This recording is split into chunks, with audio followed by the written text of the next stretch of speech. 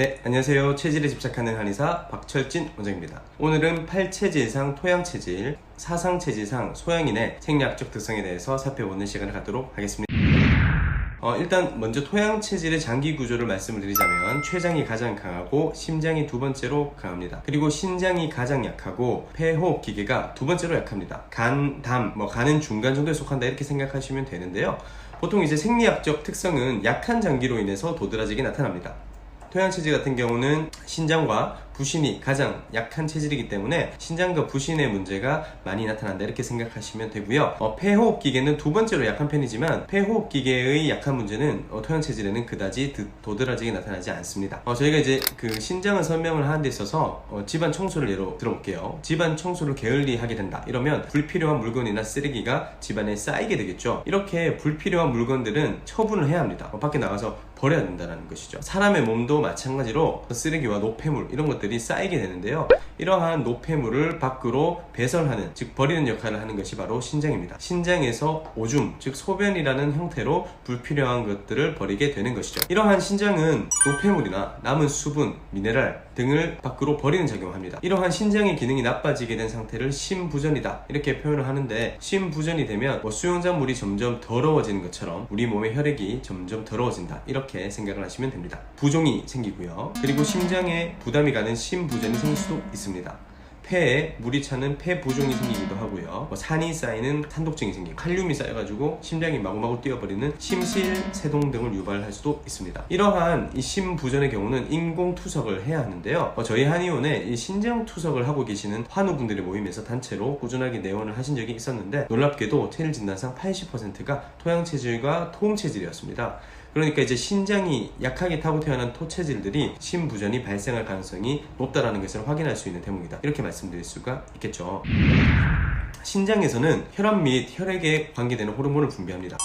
신장은 혈액을 여과를 해서 소변을 만들기 때문에 항상 대량의 혈액이 통과하는데요. 그래서 혈압이 내려가면 혈압을 올리는 레닌이라는 호르몬을 분비하게 되는 것이죠. 그리고 혈액의 산소 농도가 부족한 경우에는 적혈구를 만들도록 도와주는 에리스로포이에틴이라는 호르몬을 분비하기도 합니다. 일반적으로 토양체질과 토음체질 같은 경우는 저혈압 경향이다 라고 팔체질에서는 보고 있습니다. 바로 신장 기능이 약한 것이 그 원인으로 볼 수가 있겠죠.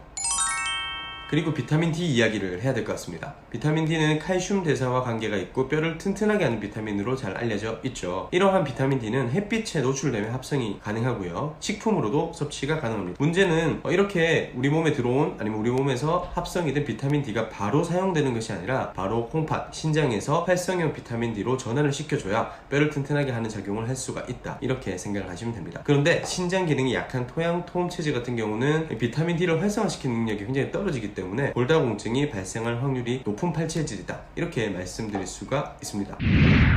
오줌 같은 경우는 일방통행입니다. 신장에서 만들어져서 순뇨관을 통해서 방광으로 가고요. 요도를 통해서 배출이 되는 것이 특징이죠. 소변은 한쪽 방향으로만, 위에서 아래로만 흐르면서 역류하지 않는 것이 특징인데요. 왜 그러냐면 요도에는 세균이 많이 있습니다. 만약에 역류가 가능하다면 이 세균이 거슬러 올라가서 항상 감염증이 발생할 수가 있겠죠. 이 세균이 방광을 통해서 신장까지 거슬러 올라오는 것이 힘든 구조를 가지고 있어야 이런 감염으로부터 우리 몸을 보호할 수가 있기 때문에 인체가 아주 신기하게 이러한 구조를 가지고 있다 라고 생각을 하시면 될 것 같습니다.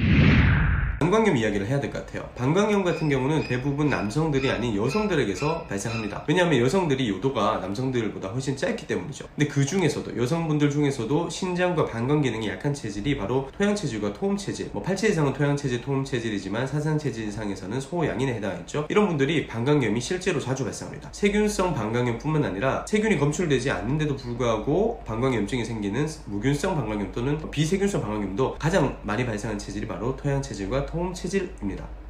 간혹 이 팔체질상 토양체질 같은 경우는 세균이 신우까지 역류를 해서 신우신혈까지 앓게 되는 경우도 많이 있습니다. 이러한 방광 같은 경우는 민문의 근육으로 이루어져 있는 소변 주머니입니다. 다시 말해서 소변이 마렵다 라고 하는 느낌은 방광의 민문의 근육의 긴장되는 정도에 의해서 감지가 된다고 생각하시면 되는데요. 이러한 민문의 근육은 소변이 차는 것 뿐만 아니라 정서적인 스트레스에 의해서도 긴장될 수도 있습니다. 예를 들어 보자면 시험 전에 소변이 자주 마려운 그런 상황을 떠올리시면 될 것 같은데요. 팔체질 팔체질상 토양체질과 홈체질, 그리고 사상체질상 소양인 같은 경우는 이러한 방광의 민무늬 근육의 긴장도가 높은 편이기 때문에 소변을 보기 위해 화장실을 자주 가는 것이 특징입니다. 임상에서 저희가 토양체질을 만나보면 환자분들이 대부분 자기는 너무 화장실 자주 가서 불편하다 이런 말씀을 하시는 분들이 아주 많은 빈도로 관찰이 된다 이렇게 말씀드릴 수가 있겠죠. 네, 오늘은 그 토양체질의 가장 약한 장기인 신장에 대해서 살펴보았는데요. 지금까지의 영상이 도움이 되셨다면 좋아요와 구독 버튼, 알람 설정까지 부탁드리겠습니다. 그럼 다음 영상에서 뵙겠습니다. 감사합니다.